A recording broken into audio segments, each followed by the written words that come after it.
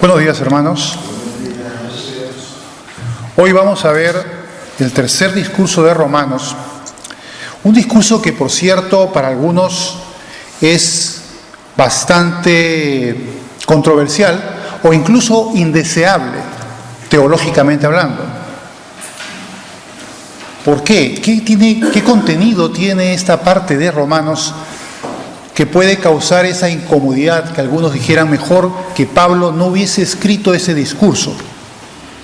Pero si no hubiese escrito ese discurso Pablo en Romanos, nos hubiese quitado una parte esencial de la doctrina cristiana y el único lugar explícitamente explicado de qué es lo que tiene que hacer una persona para recibir a Cristo.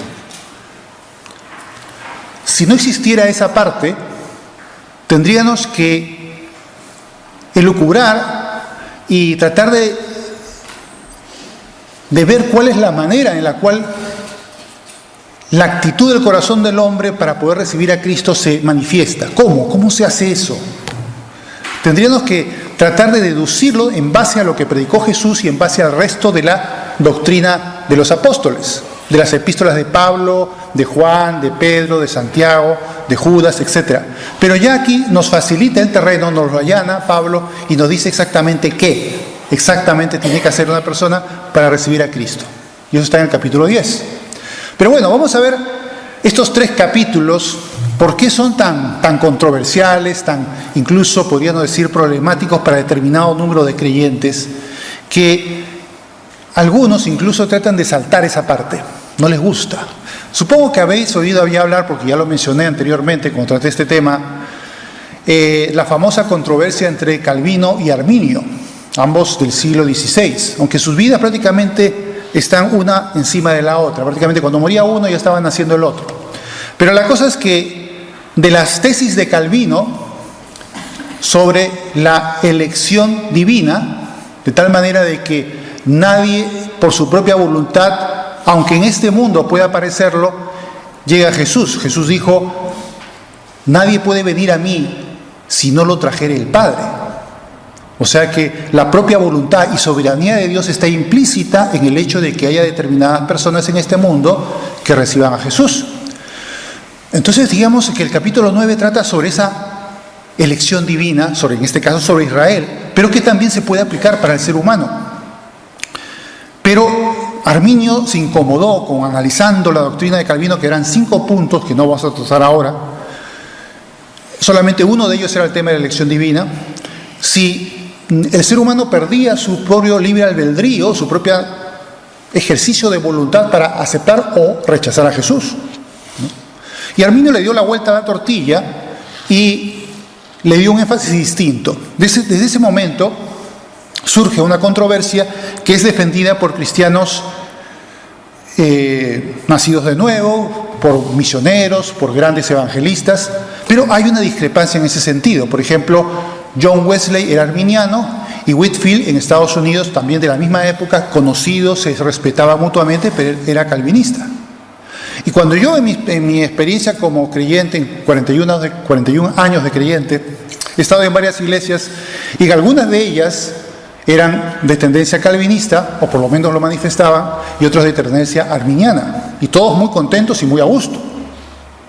Pero yo recuerdo en un caso en una iglesia más bien de preferencia arminiana, que el pastor hablaba de los versículos calvinistas. Entonces, eso de los versículos calvinistas, que esos versículos no hay que darles mucha importancia porque son calvinistas, ¿no? Entonces vemos que cuando tú lees un libro de teología sistemática y ves este tema de la controversia, vas a ver que los calvinistas tienen un conjunto de versículos que defienden la posición calvinista y los arminianos tienen un conjunto de versículos que defienden la postura arminiana. Entonces uno diría, ¿pero cómo? Entonces es que la Biblia se contradice y que nos quiere decir una cosa por un lado y nos quiere decir la otra cosa por el otro lado. No, absolutamente no. El problema no está en la Biblia, sino en los seres humanos. Ahí está el problema, que no la han captado. Y realmente esta controversia teológica tiene absolutamente solución, una solución completa. Yo recuerdo en esa oportunidad les hablé de que en la física también había surgido una controversia de ese mismo tipo y que al final se resolvió. Y si se puede resolver en la física, por ejemplo la dualidad onda-partícula de la luz, ¿por qué no se puede resolver en la teología? Y efectivamente, yo les expliqué, bueno, aquí no tengo nada que pueda usar para este propósito, pero que si imagínense una esfera tú la puedes mirar desde cualquier ángulo y siempre vas a ver un círculo, ¿no es verdad? Pero ¿qué pasa si tienes un cilindro y lo miras desde el eje longitudinal? Vas a ver un círculo, ¿no es verdad? Pero si lo volteas y lo pones de costado vas a ver un rectángulo, ¿no es cierto? Entonces, ¿qué cosa es el barril, digamos el cilindro? ¿Es un círculo o un rectángulo? Es las dos cosas. Lo que pasa es que depende del ángulo en el cual lo ves. Desde qué perspectiva estás viendo el objeto, es una realidad compleja y va a verse de manera diferente, pero es la misma realidad. Entonces, concluimos entonces que en la solución de este problema teológico estriba en que hay dos perspectivas o dos puntos de vista distintos. El de Dios, que ya sabe quiénes van a ser los salvos, y el del hombre, que no lo sabe, y que está sujeto a la voluntad y al libre albedrío humano. Es decir, Calvino tiene razón, si lo vemos desde la perspectiva divina, y salvo algunos matices, Arminio también tiene razón desde la perspectiva humana. Y una de las cosas que les mostré que era útil para la exégesis bíblica correcta, hicimos incluso unos ejercicios, ¿se acuerdan? Era de una serie de citas bíblicas donde teníamos que decir si había perspectiva divina o perspectiva humana. Si el sujeto de la acción del verbo es Dios, o Jesús, o el Espíritu Santo, que son Dios al fin y al cabo, es perspectiva divina. Y si el sujeto de la acción del verbo es un ser humano, es perspectiva humana. Por lo tanto, cuando dice en la Escritura, el que persevera hasta el fin será salvo, es perspectiva humana y tenemos que perseverar en el Señor. Pero si yo dijera, no, yo soy calvinista y digo que bueno, ya para qué predico el Evangelio, si los que van a ser salvos serán salvos de una u otra forma, pues yo no tengo que hacer nada. ¿Por qué? Porque me tengo que quedar tranquilo, porque como ya están elegidos para ser salvos, pues yo no tengo que mover el dedo. Que lo mueva otro, yo me quedo tranquilo. Esa sería una forma retorcida e incorrecta de interpretar la perspectiva divina. Dios ya lo sabe, ¿cierto? Jesús dijo, nadie puede venir a mí si no lo trajera el Padre. O sea que al final es una obra de Dios, incluso aunque para nosotros desde nuestra perspectiva parezca obra humana, obra nuestra. Entonces, esa, diríamos, es la solución a este problema. Bien, ahora vamos a empezar a analizar lo que dice el capítulo 9, para no hacerla muy larga, pero ya hecho la salvaguarda de esta famosa controversia y su solución, pues vamos a ver por qué es que algunos se incomodan, se sienten mal, tienen sudores fríos cuando leen esta parte de la Escritura.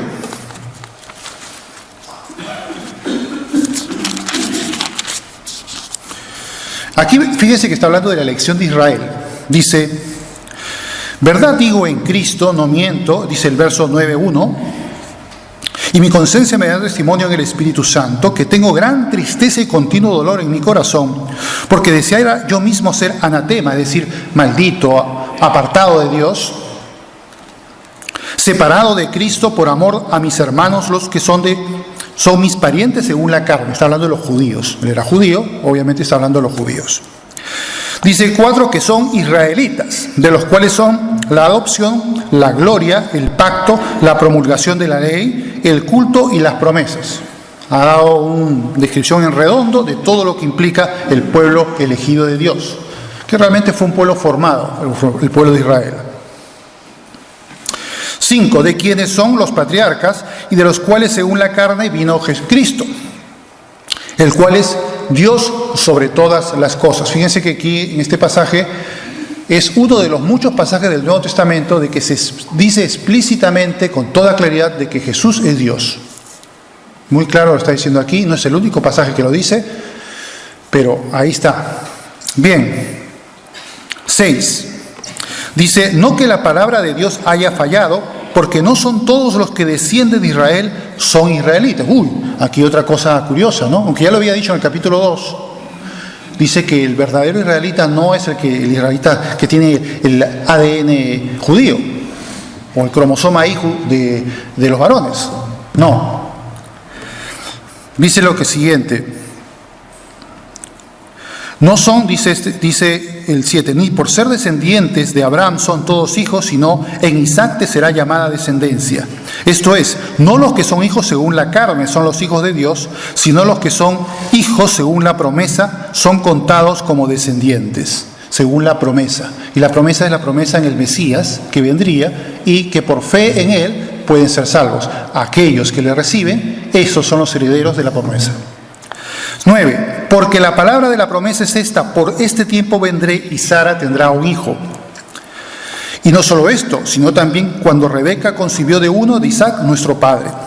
Y ahora aquí empieza lo bueno. El 11. Dice, pues no había nacido aún, ni había hecho aún ni bien ni mal, para que el propósito de Dios conforme a la elección permaneciese, no por las obras, sino por aquel que llama. Se le dijo, el mayor servirá al menor. Como está escrito, a Jacob amé, mas a Esaú aborrecí. ¿Qué pues diremos? Ahora, cuando dice aquí aborrecí, suena feo, ¿no es verdad? ¡Ay, lo aborreció! Ahora, vean que la bendición que tuvo Saúl fue fenomenal. Era un hombre rico, un hombre próspero. Jamás pudo quejarse de no recibir bendiciones de Dios. Lo que quiere decir aquí no es que lo odiaba a Esaú, sino que él prefirió a Isaac. En él iba a ser el linaje de Cristo. En él iban a cumplirse las promesas, en su descendencia, y no en el caso de Esaú. ¿Se dan cuenta? A eso se refiere, no es que lo odiara, y por eso es también preocupante muchas veces cuando la gente lee en la traducción, digamos, imperfecta que tenemos de la Biblia, cuando dice el que no aborrece a su padre, a su madre y a sus hermanos, no puede ser mi discípulo. Y no está diciendo que los odies, obviamente, sería una contradicción con la doctrina de Cristo, sino que no los puedes. Dice, lo que quiere decir es que si en algún momento ellos están en contra de ti por causa de Cristo, tú prefieres a Cristo a tu familia. Eso es lo que está diciendo. No que los odies, ¿no? Pero claro, a veces las lecturas fáciles y los sacadas del contexto hacen que la gente comience a decir disparates, ¿no? Pero bien, continuemos aquí. Bien. Dice el 14, ¿qué pues diremos? Ahí se pregunta Pablo, interlocutando con el lector, ¿no? ¿Que hay injusticia en Dios? O sea, Dios es injusto porque decidió que tal persona tuviera tal destino y tal propósito y cumpliera tal misión y otra no. ¿Será que Dios es injusto? En ninguna manera. Nosotros los seres humanos siempre queremos que haya una correlación entre la bendición que recibimos de Dios y nuestra justicia personal. Y es muy común en muchos creyentes escuchar decir, sí, es que yo hice esto bien, yo obedecí y por eso me va bien. Y no dudo que en algunos aspectos sí es cierto. La obediencia trae bendición, pero no siempre, cuidado, no siempre. A veces puedes ser muy obediente a Dios y en lugar de que te venga algo bueno, o tú esperas, yo he hecho esto bueno, ahora seguramente Dios me va a premiar y va a salir la cosa muy bien. Y de pronto ves que no solamente no sucede eso bueno, sino vienen cosas malas. Por eso el creyente inmaduro va a tener ese tipo de perspectiva, pensar de que todo eso va en una correlación perfecta. Pero el creyente maduro, el que sabe de qué va la cosa de la vida cristiana, el que ha leído esa parte de la Escritura que dice, en cuanto al sufrimiento, para eso estamos puestos, y sabe pues que en el mundo tendréis aflicción, pero confiad, yo he vencido al mundo, y sabe que el sufrimiento es una cosa que no te debe de extrañar, como decía Pedro, no os sorprendáis por el fuego de prueba que ha sobrevenido sobre vosotros, como si alguna cosa extraña os aconteciese. Pues no, el creyente maduro sabe que aunque obedezca y aunque sea fiel al Señor, en el mundo va a tener aflicción y van a haber problemas. Y eso lo asume, porque en su madurez ha entendido que eso es parte del propósito. Por eso dejemos un poquito esa infantilidad espiritual de que pensemos que por la obediencia va a venir la bendición. Dios te puede bendecir sin necesidad muchas veces de que hayas sido grandemente obediente. Incluso a veces cristianos carnales tienen unas vidas maravillosas. Y qué decir, por supuesto, de gente del mundo que tiene unas vidas que parecen pues de envidia, ¿no? Y creyentes que están padeciendo cárcel, que están padeciendo persecución, que padecen enfermedades, que padecen muchas cosas malas. O sea que esa correlación, olvídate de ella. Ahora, ¿Existe fruto? ¿Existe recompensa por lo que hacemos bien en este mundo? Por supuesto que sí. Esa recompensa puede venir en esta vida o en la venidera. Pero no te afanes mucho de esperar de que venga en esta vida. Si viene en esta vida, alabado sea Dios. Pero si no, vendrá en la venidera. Pero eso, Dios nunca dejará de ser justo y galardonador de todo lo que has hecho por Él. Eso ten la plena seguridad. Pero en este mundo sí ten tus reservas y reconoce de que aquí necesariamente las cosas no son tan bonitas en esa especie de cosmovisión que tenían los judíos en el antiguo pacto, que cuando Job estaba pues en problemas, se les ocurrió decir de que seguramente habrá pecado pues Job. Si esto le ha sobrevenido a Job, tiene que ser por algún pecado. A ver, Job, a ver, despierta, dinos, ¿qué hiciste? ¿No? Y a veces pasa eso, ¿no? Alguna enfermedad, algún problema, alguna catástrofe personal, y el hermanito estaba la hermanita diciendo, oye, ¿qué habrás hecho tú para estar padeciendo eso? Eso es otro infantilismo espiritual repudiable. Y fíjense que el Señor se molestó con los amigos de Job por esa razón. No caigamos en esa tontera. Por lo tanto, eso de las correlaciones, tengamos mucho cuidado. Entonces aquí vemos pues que Dios hace una elección sobre un personaje, en este caso que era Jacob, respecto a Saúl, y a Saúl no se le dio esa misión, sino a Jacob. No habían hecho ni bien ni mal, dice lo que dice a continuación. El 15, pues a Moisés dice, tendré misericordia del que yo tenga misericordia y me compadeceré del que yo me compadezca. Esto lo dijo en el Sinaí, en el monte Sinaí, cuando estaba Moisés ante la presencia de Dios. Y bueno, ahí dijo, efectivamente, yo me voy a reservar en esta humanidad impía un remanente que va a honrarme, al cual tendré misericordia y que será mi pueblo. Y ese fue el propósito de Dios. No todo se va a perder, sino que va a haber un grupo que yo me voy a reservar para que pueda heredar las promesas. Es una humanidad impía, una humanidad pecadora, perdida, pero yo acoto el destino humano, esa rueda del destino, por así decirlo, para que ciertas cosas se cumplan de todas maneras, porque es mi absoluta y soberana voluntad. Eso dice el Señor. Ahora, ¿qué dice aquí? Dice el 16, así que no depende del que quiere ni del que corre, sino de Dios que tiene misericordia. Entonces, si Dios tiene misericordia, bien. Ahora, cuando dice no depende del que corre, uno podría pensar, bueno, es que habrá personas que estarán buscando a Dios y que Dios les pone el paro ahí y dice, ahí nomás no te quiero salvar, no te quiero llevar a la vida eterna. ¿Creen que es eso? ¿A eso se está refiriendo? Absolutamente no. Nadie que busque verdaderamente a Dios, Dios le va a rechazar. Jesús dijo, el que a mí viene, yo no le echo fuera. Por lo tanto, nadie que verdaderamente busque a Dios, ya sea que diga que es de su propio corazón o porque Dios le dio a través del Espíritu Santo ese deseo de buscarle, jamás va a ser rechazado por Dios. Vemos pues que Cornelio, ¿se acuerdan de Cornelio? Los primeros gentiles que reciben a Cristo y reciben el Espíritu Santo. Él era una familia de un hombre piadoso, buscaba a Dios, y Dios procuró la forma de que efectivamente Cornelio y su familia supieran exactamente cómo recibir a Cristo. Y cuando vino Pedro, por esa visión que tuvo Cornelio, al final ellos reciben a Cristo, y no solo eso, sino también al Espíritu Santo, de una forma visible, como entonces, y los judíos se asombran diciendo, oh, Dios también visita a los gentiles y no solamente a nosotros, ¿no? Y eso se cumplió. ¿Se dan cuenta? Dios alcanza a todos aquellos que le buscan. Ya sea venga del trasfondo religioso o del lugar más perdido de la Amazonía, Dios los va a recibir, si de corazón verdaderamente le buscan. Bien, ¿qué dice luego el 17? Porque la Escritura dice a Faraón, para esto mismo te he levantado, para mostrar en ti mi poder y para que mi nombre sea anunciado por toda la tierra. De manera de que quien quiere tiene misericordia, al quien quiere endurecer, endurece. Pero me dirás, buena pregunta, ¿no? ¿Por qué pues sin culpa? Porque ¿quién ha resistido a su voluntad? Bueno, muy buena pregunta, ¿no? Un interlocutor medianamente avispado preguntaría esto, ¿no? Si Dios ha hecho eso, maniobrado de esa manera, ¿por qué inculpará a Dios entonces? Si al final está endureciendo el faraón, ¿no?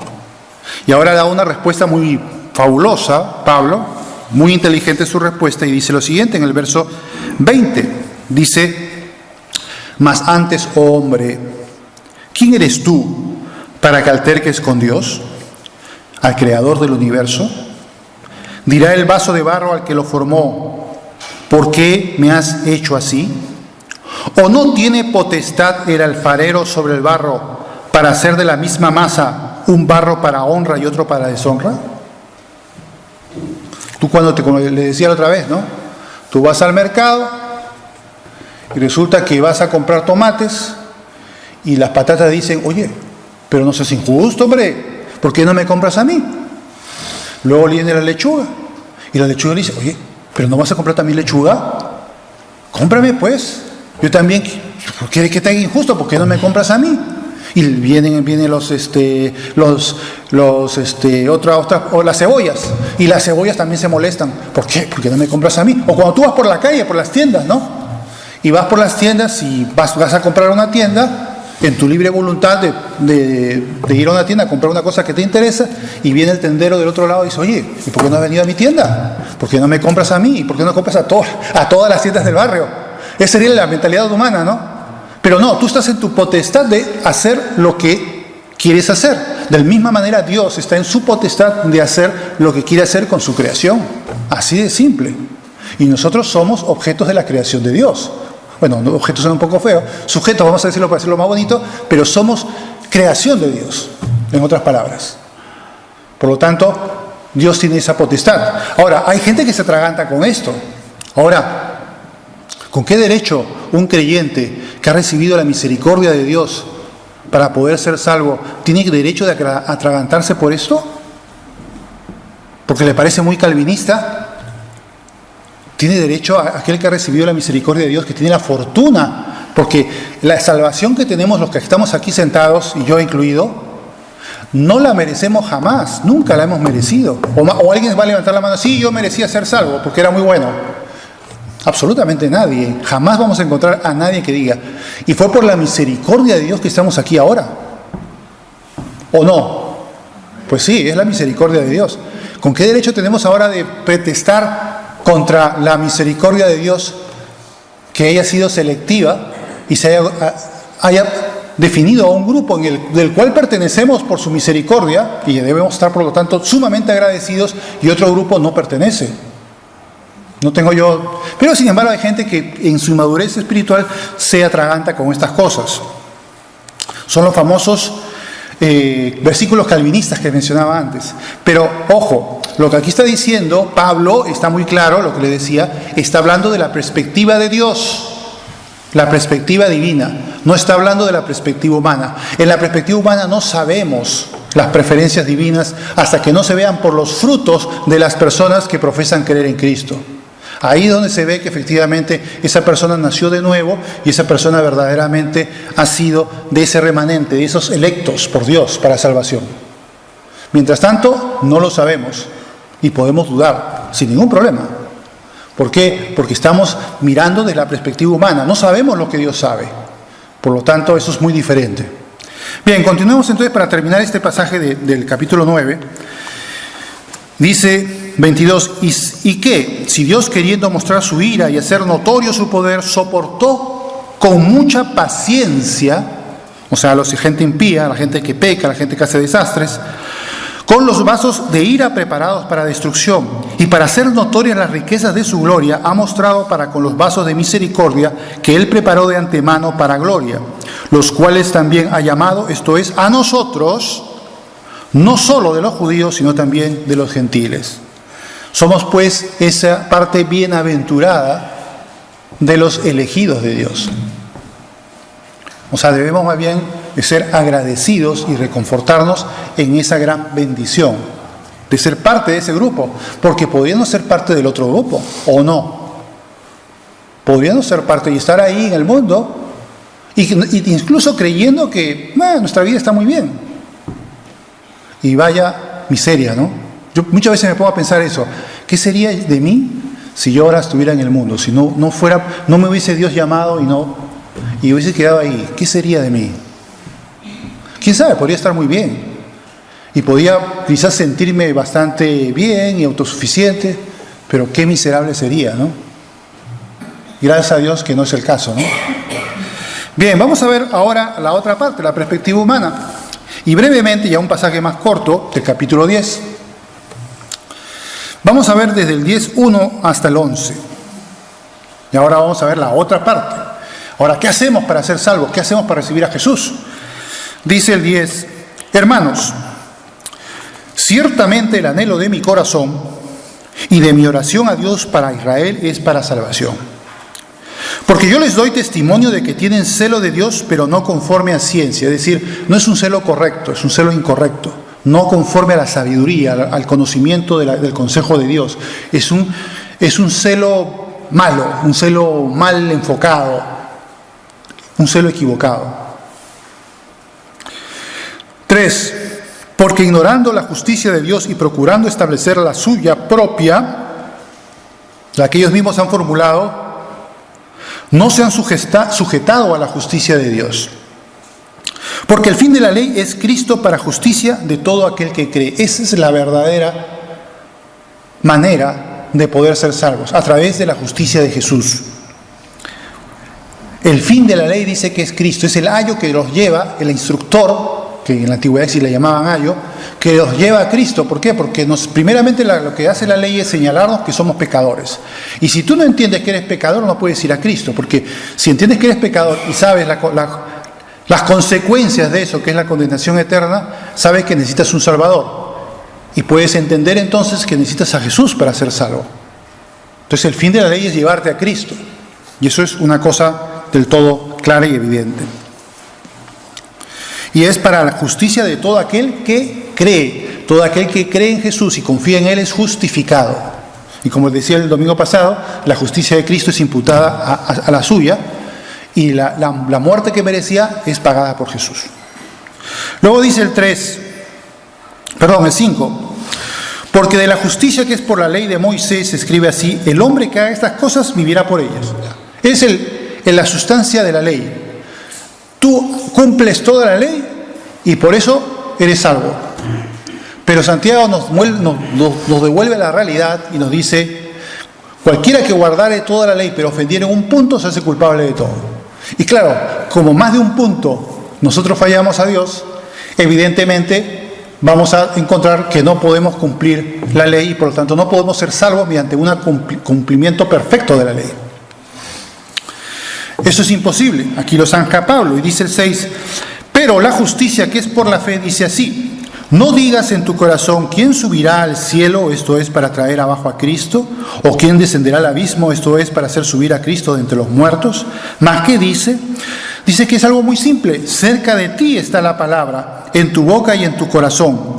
Esta es la palabra de fe que predicamos, que si confesares con tu boca que Jesús es el Señor y creyeres que Dios le levantó de los muertos, serás salvo. Porque con el corazón se cree para justicia, más con la boca se confiesa para salvación. Claro, ¿no?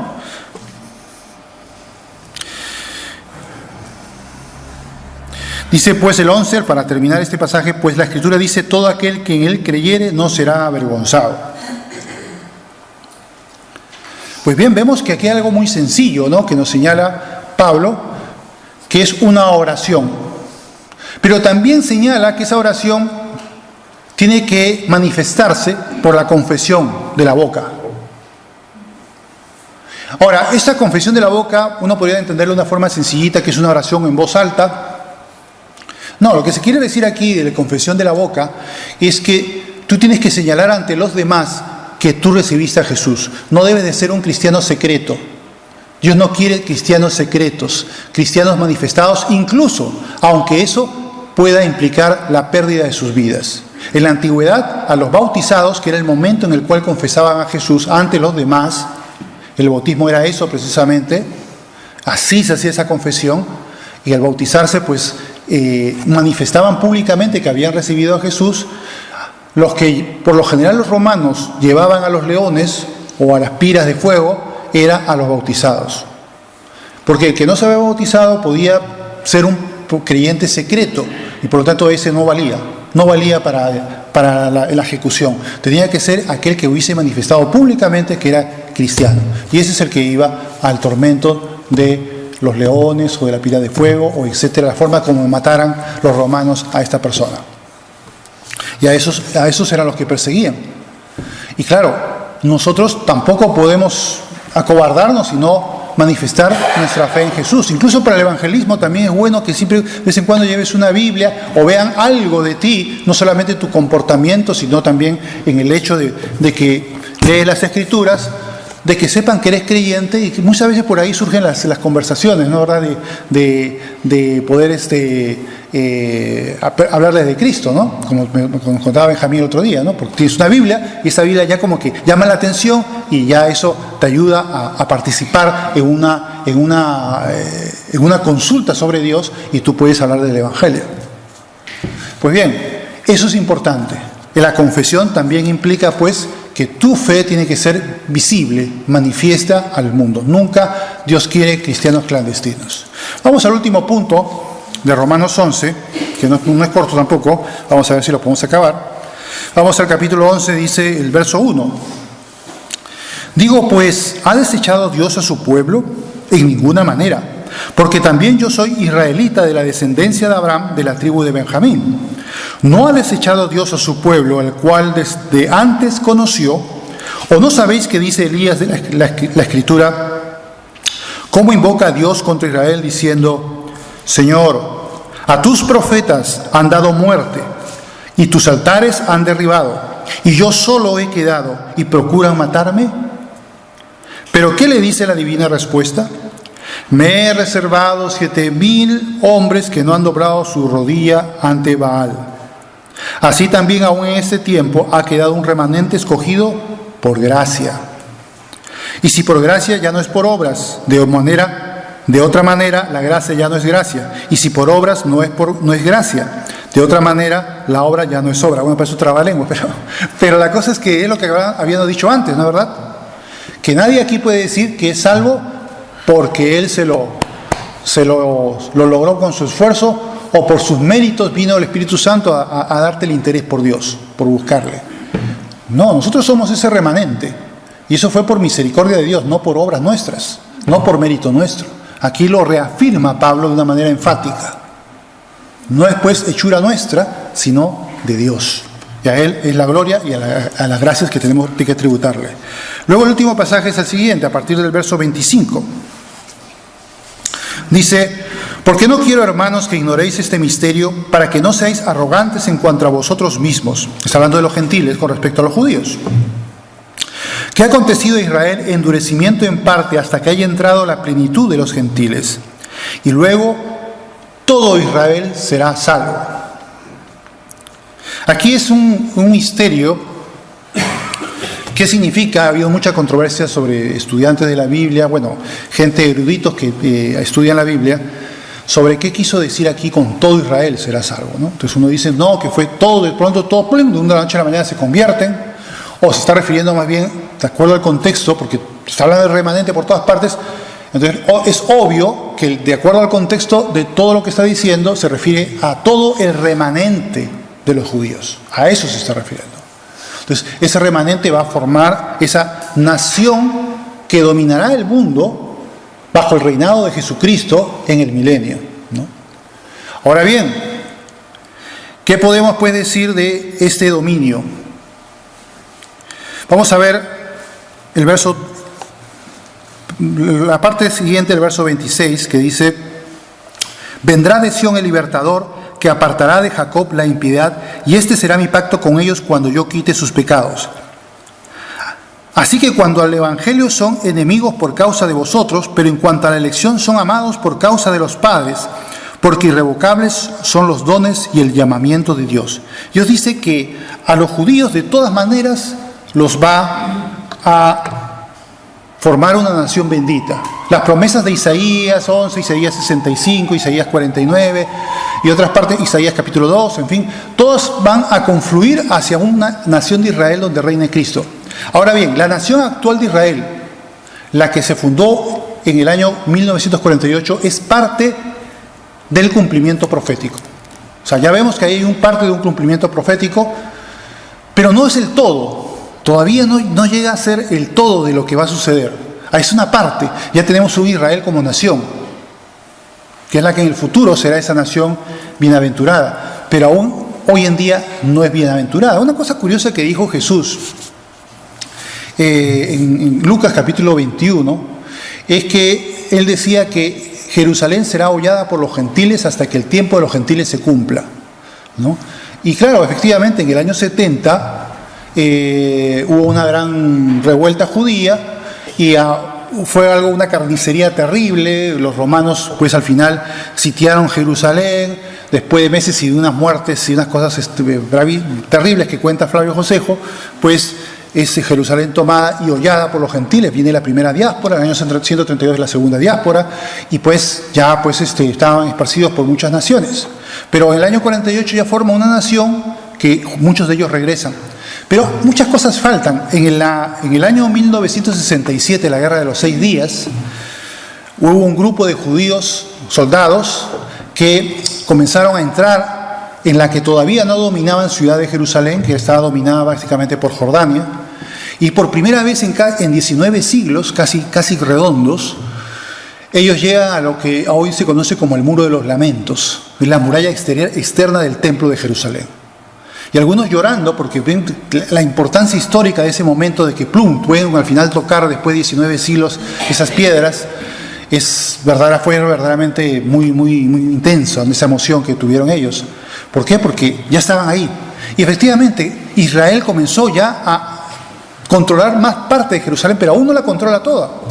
Ya saben que en la parte superior de la colina del templo está la mezquita de Al-Aqsa, y todavía no la pueden controlar del todo, es solamente para que entren los musulmanes ahí.